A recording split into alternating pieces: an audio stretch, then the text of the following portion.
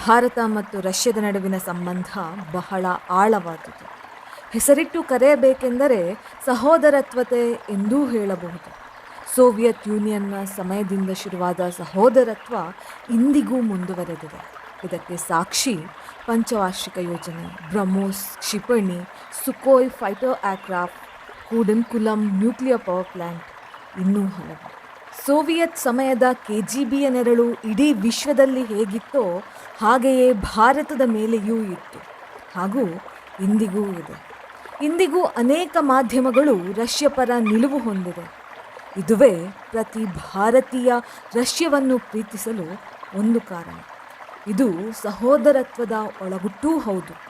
ನಿನ್ನೆ ಮೊನ್ನೆಯ ವಿಷಯ ಬಿಟ್ಟು ಶತಮಾನಗಳ ಹಿಂದೆ ಹೋದರೆ ಭಾರತ ಮತ್ತು ರಷ್ಯಾದ ಆಚರಣೆಗಳು, ಜನರ ನಂಬಿಕೆಗಳು ಒಂದೇ ತರಹದ್ದಾಗಿತ್ತು.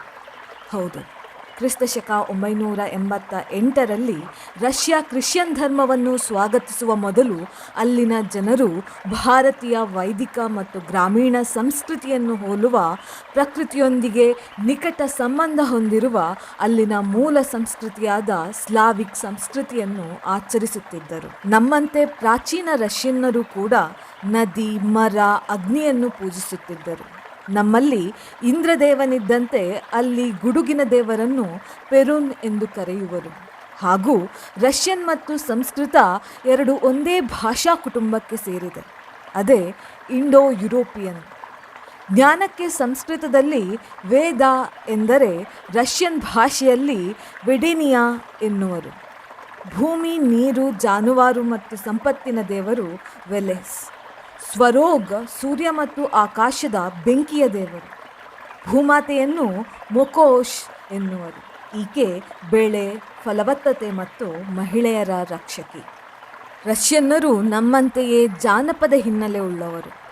ಲೆಶಿಯು ಕಾಡಿನ ರಕ್ಷಕ ದೇವತೆ. ಬೇಟೆಗಾರರು ಮತ್ತು ದನ ಕಾಯುವವರು ಈತನಿಗೆ ಧಾನ್ಯ, ಮೊಟ್ಟೆಗಳನ್ನು ನೈವೇದ್ಯವಾಗಿ ನೀಡುತ್ತಾರೆ. ದೊಮೊವೋಯ್ ಎಂಬುದು ಅಲ್ಲಿನ ಪ್ರತಿ ಮನೆಯಲ್ಲೂ ಇರುವ ಒಬ್ಬ ಅದೃಶ್ಯ ದೇವತೆ. ಆತ ಮನೆ ಕಾಯುವ ದೇವತೆ. ಇನ್ನು ಹಬ್ಬಗಳ ವಿಷಯಕ್ಕೆ ಬಂದರೆ ರಷ್ಯನ್ನರು ದೀಪಾವಳಿ, ಸಂಕ್ರಾಂತಿಯನ್ನು ಹೋಲುವ ಆಚರಣೆಯನ್ನು ಅನುಸರಿಸುತ್ತಿದ್ದರು. ಇದು ಚಳಿಗಾಲ ಮುಗಿದು ವಸಂತಕಾಲ ಬಂದಾಗ ಪ್ರಕೃತಿಯನ್ನು ಸ್ವಾಗತಿಸುವ ಹಬ್ಬ. ಬೆಂಕಿಯ ಸುತ್ತ ನೃತ್ಯ ಮಾಡುವುದು, ನದಿಯಲ್ಲಿ ದೀಪವನ್ನು ತೇಲಿ ಬಿಡುವುದು ಇವರ ಪದ್ಧತಿ. ಹೀಗೆ ಪ್ರಾಚೀನ ಕಾಲದ ಪ್ರಕೃತಿ ಆರಾಧನೆಯ ಬೇರುಗಳನ್ನು ನೋಡಿದರೆ ಭಾರತೀಯರ ಮತ್ತು ರಷ್ಯನ್ನರ ರಕ್ತಗಳು ಒಂದೇ ತರಹದ್ದು ಎಂದು ಹೇಳಬಹುದು. ರಷ್ಯಾ ಇಂದು ಕ್ರಿಶ್ಚಿಯನ್ ದೇಶವಾಗಿರಬಹುದು, ಆದರೆ ಮೂಲ ಸಂಸ್ಕೃತಿ ಇಂದಿಗೂ ಅಲ್ಲಲ್ಲಿ ಉಳಿದಿದೆ.